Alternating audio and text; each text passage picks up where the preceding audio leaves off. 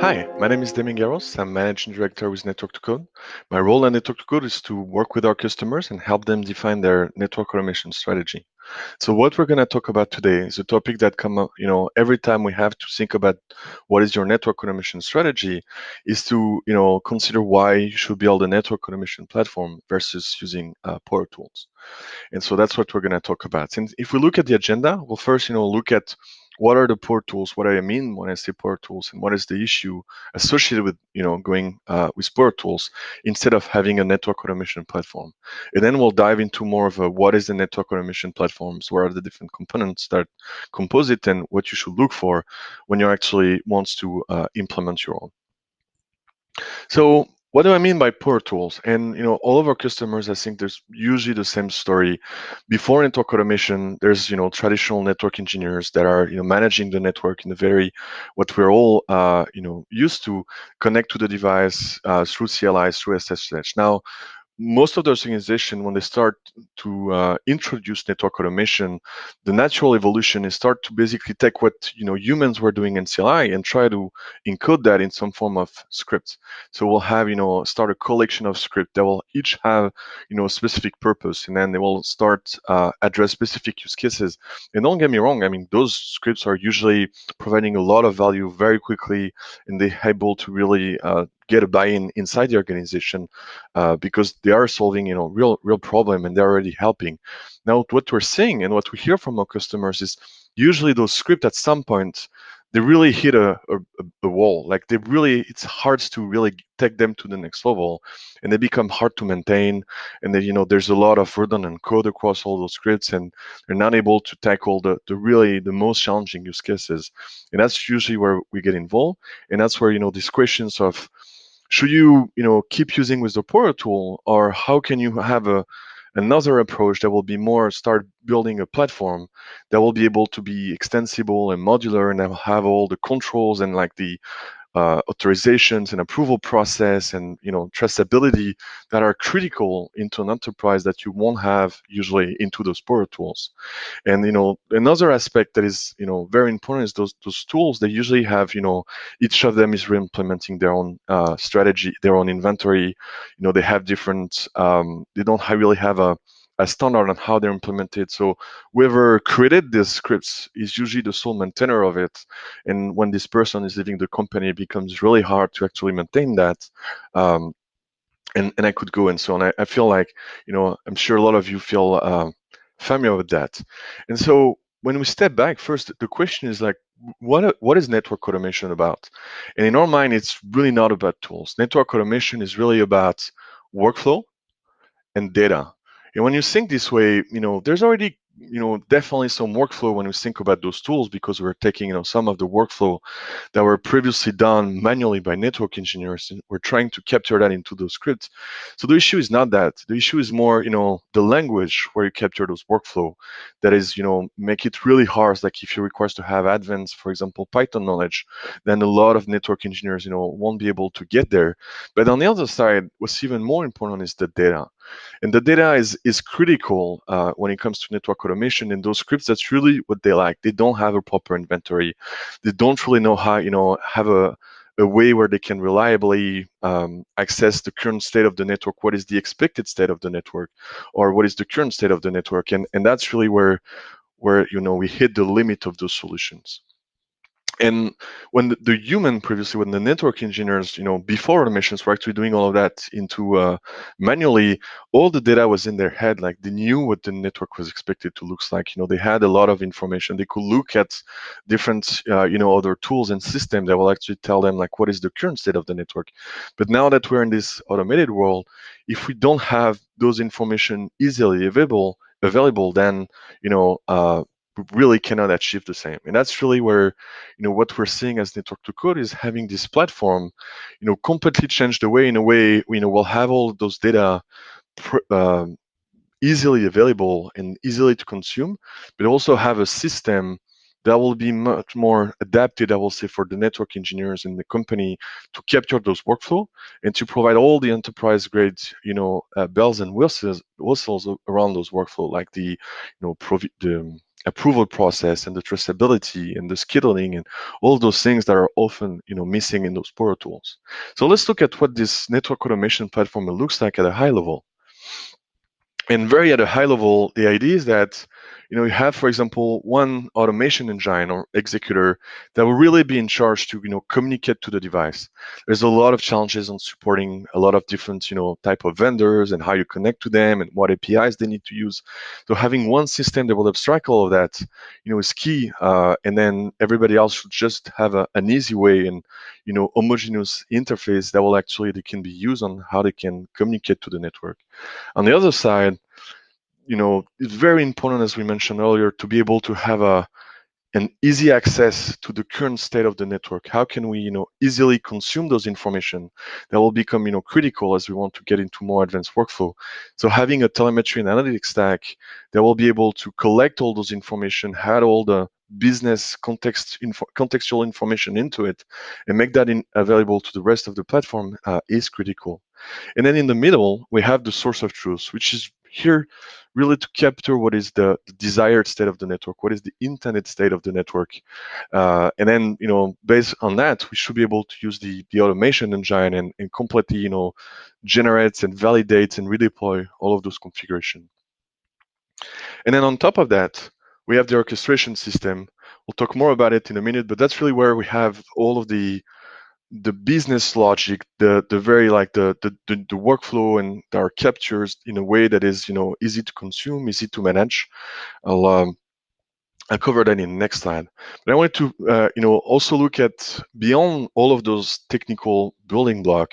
What's really important is how do we interface all of that with the users, and instead of creating a new interface that will be dedicated for that and forcing everybody to use that, the idea here is really to integrate with the existing interface throughout the company that are already there. Like if there's already an ITSM platform like ServiceNow, it's ideal to integrate with that and leverage that for the approval process, because by doing so that you basically natively integrate with the rest of the company. There's already a chat platform. It's really and appealing to just integrate with that to expose all of the low risk workflow that's very repetitive, that don't necessarily requires approval. And we'll talk more about it, but throughout all of those different user interface, the idea is really to decouple the different workflow from how they are consumed. Like one specific workflow could actually be consumed from the ITSM platform or the chat platform, depending on who is using them, and not have a tight coupling between how to start and trigger workflow, how to communicate with the user, and how it's actually executed. So if you look a little bit closer, I wanted to talk about this orchestration system, because this is really where we have this, it's basically all the previous Power Tools are now living into this orchestration system. And the orchestration system, the idea is they have this new interface, this new language that will really help you define those workflow, with potentially, some of them have very graphical representation of that becomes more appealing and easier to share with the rest of the company, easier to maintain, easier to, address and work with for network engineers or people that are not necessarily, the most advanced software developers. Because, well, definitely helps if a lot of the network engineer have some information about, the basics of programming. But the idea is that if this shouldn't be necessarily an complex, advanced programming system, script is not necessarily the best way to capture and represent those workflow in a way that is, easy to understand by everybody. So that's really at the heart of it in the orchestration system. So if we move into looking more at those different systems, now the idea is that those platforms, they can really be defined in an abstract way, and then for each organization, we'll be able to look at what are the existing tools in place, and then we'll be able to select and say, okay, now you already have ServiceNow, so the platform that we'll use for approval process is ServiceNow. But what we found very useful at Interop to Code is, before jumping into what is my tool, is really spending some time to understand what do I expect from this building block. What is these functions? What does it need to provide in this whole platform? And just to give an example, what we're seeing, for example, very often is like some people's like, oh, I already have a monitoring system. So I can just reuse that for my network automation platform. And then we have those questions like, maybe because is your system providing the right interface? Is it easy to consume the data inside the system through form of programmatic interface, or is the only way you can consume is through the UI? If the answer is your system only expose the data through the UI, then maybe that will not be a good candidate to work into your automation platform. And what we're going to do in the rest of the presentation is really look at what are those key attributes, the key requirements on each of those building blocks that you need to consider. That will be really helpful as you actually go into and try to identify it in your existing environment. What is a good candidate that can be evolved and be a part of this platform, or what most likely will need to be replaced, or have a strategy around that. So first, let's look at the internet source of truth and the execution engine. So what is the internet source of truth? It's really its goal, its role, if you look at it, is to store and organize the internet or the desired state of the network. And here I have all of those elements, but the idea is really a source of truth is not a single system. It is never a single database. It's always a collections of data source of records, as we say, that will have all the information about, the inventory, the cabling, the configuration templates, but also like what are the applications running in the network, what are the physical layout, the circuit, the SEL, and so on. And usually those informations, can be distributed across a lot of different systems. So what we're seeing is, there's really this need to start thinking on how am I going to aggregate all of those different source of data. Sometimes we even have to think about strategy, like my IPAM system might be the one that is my source of records for my IP addresses, but then I will have to replicate that into another system where I can actually have a proper, capture the relationship between my IP address and my interface. So there's a lot of different strategy to think like that. But this idea is really, think of your source of truth as not one system, but multiple that together represent the source of truth. And then there's this question that, we're actively working on that, Dr. Coach, is really about how can you take multiple sources of truth and aggregating those data in a unique view, in a simplified view that will make it easier for all of your system, whether it's the configuration engine that will actually render configurations, or if you're thinking about any form of telemetry system, or again the orchestration system to actually consume those information. So a lot of these things to think about. So now, if you look at the key attributes of the source of truth, what you really want is, you want to have a way to be sure that, you can guarantee the accuracy of the data that will provide traceability and history on, how the changes are made, when, by whom, that will potentially have, a way to make atomic changes, meaning if I have, a lot of changes that needs to go into my network, if I need to deploy a new rack, if I need to deploy a new, access switch, that will, trigger a lot of changes and be able to manage that all of those changes will be applied at once. That's this atomic aspect that is very important. And then on the other side, as I was saying, make sure the data that is in there is easily accessible. Make sure that you can easily integrate, for example, with the source of truth aggregation, that you have the proper APIs, that you have the proper query. And then last but not least, that your source of truth actually is able to, at one way or another, to capture the relationship between the object. That's probably something that's often missing, is if you have an IPAM and if you have a system and each of them is an accurate source of record for its own data, but at no point you're able to bring everything together, then that will become very challenging to actually have a good source of truth strategy. So as you select your different elements, and if you want to store information in a database or in Git, then that's all this information that needs to get into account, and then you need to think about. Just to give you some anxiety example, what we're seeing with our customers, definitely the top three will be, having some of the data stored in Netbox, Infoblox, ServiceNow, Git, a lot of YAML files, or other like BMC systems. So all of those systems are actively used as a component of the source of truth. None of them will always be, the only source of truth. So even, Netbox is often, mentioned as a great source of truth for the network, is usually, coupled with, ServiceNow or YAML files or other systems, because it's the volume of data that needs to be stored is really very impressive. And in some cases, the network team is not necessarily the owner of all of this data. If we move into the execution engine or the automation engine, its role is really about interact with the network, render configurations, and deploy the configuration. So in the most advanced use cases, what we see is really where things will evolve into having a more continuous integration and continuous deployment pipeline. That's usually where we'll have to think about how I'm going to render the configurations, validate the configuration, validate that it's working at the device level, but also at the network level, and then how I will actually deploy and validate post deployment. So all of those, which is a very complex topic, all of those elements fit into this automation engine.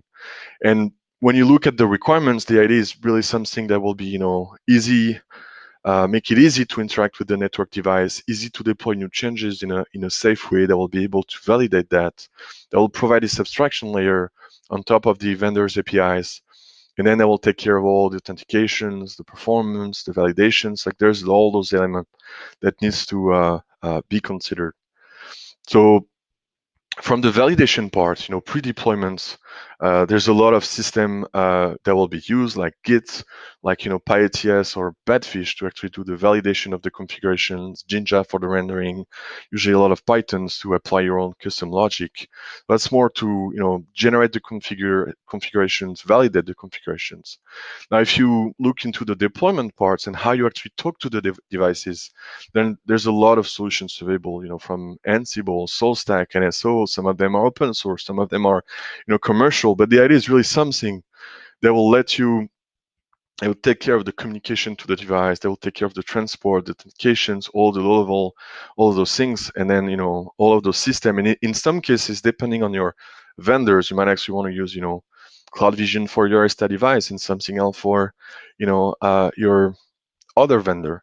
And so that as long as for each vendor able to have this API that can be abstracted then and exposed in a simple way for the REST organization by the automation engine, then that's a really good strategy. So moving on to more of the telemetry and analytics stack, which here we have as defined as the collector and the observed state. So the role of this is really to provide the visibility into the current and the past state of the network. And I'll say in a meaningful way that really means that what we've seen in the past is there's a lot of monitoring solution that will just capture the raw information from the network. And it will first, make it hard to consume, like there's not necessarily the APIs. But what's super important now is to be able to enrich the data. That's what you have here as the data enrichment. The idea is to be able to couple that with the source of truth, so that as we capture the information about an interface, we have more than the name of the interface as a contextual information. We have the role of the interface, the role of the device, the site, and based on all of those information, then we'll be able to really have meaningful dashboard, meaningful alerts, and that will make all of that much easier to query by the other component of the system. So what we're seeing in this telemetry stack is first there's kind of an organizations by type of data. There's right now a specialization that is happening into the different database. So, not necessarily a single system that will be able to manage everything, but more, how can I have a pipeline for my metrics? How can I have a pipeline for my log? How can I have a pipeline for the flows? But all of them will basically have this notion of I need to collect. I need to make sure that I had, contextual information to my data, that I have this enrichment layer. And then I will need to make sure that I'm able to store, and that this storage make it available to the REST organization. So that's really what define a good, telemetric and analytics system. So if you look into some of the key attributes of the collector, for example, that you're able to collect, from all different type of state, how fast can you actually add a new or extract a new piece of information from the network? How extensible is the collector? Then how easy to add your own metadata to insert, integrate with the source of truth? How scalable and resilient is your collector? Is he able to manage all that? And then last but not least, what type of data are you able to what type of interface are you able to actually extract your data from the network? So beyond SNMP, what we're seeing is really solid strategy are actually leveraging a mix of SNMP, CLI, and telemetry streaming for some of the more advanced customer, because none of those interface is actually exposing all of the data that you're looking for. So having the ability to tap into either of them is really critical to a good strategy as a collector. Some of the system that we're seeing used out there, like Telegraph, Logstash, Fluentd, GNMI as interface. Unfortunately, it's probably one of the domain that has it's probably needs to catch up more with our industry. Like, it's very robust on the server side. Definitely see a lot of people right now have been developing their own collector because they're kind of lacking really this network-centric collector right now. But a lot of successes all around with using Telegraph or Logstash to do some interesting collect some interesting data, put that into a database, and bring really some meaningful dashboards and alerts. So let not that stop you, like, definitely. Now, moving on to the database, what I call the observed states. It really is about storage, store the current. So it's all about having a database that will be able to store a huge amount of data, that will have very optimized storage system, so that for example, we're not using SQL database nowadays to store all of this data, because those systems were optimized for a high volume of read and a low volume of write. And what we're saying is, when we're actually building a telemetry stack, we actually need, and we want to extract, every few minutes, every few seconds, the observed state of the network. We're basically turning things around. We want a database that is able to have a high volume of write, but a low number of read, because we're actually most likely never even going to query half of the data that we're consuming. But having something that is able to query a lot of data, a lot of redundant information, and optimize how all of this data, how much space you're going to take on disk, and have the proper query interface to actually let you ask the questions about what's the status in the past, what are different trends. That's really what define those specific storage system. And then again, on top of that, make sure you have the ability to add your own business metadata to store those information, and have the ability to query that properly as you query the information, that you're able to leverage this business metadata that you inserted in the past. So some of the solutions we're saying have been largely deployed now, is like InfluxDB, Prometheus, Timescale, Splunk, Elasticsearch. Like, all of those solutions really will provide, not in all of the domain, in not all of the type of data that we mentioned, but on each of them. Each of them have their own specificity, but all together, you will definitely be able to build a very robust telemetry and analytics stack. So now, moving into the orchestration system. What is the orchestration is really about, and we already talked about it, so I'll go into this section so a bit faster. It's really about define and execute, the customer specific workflow.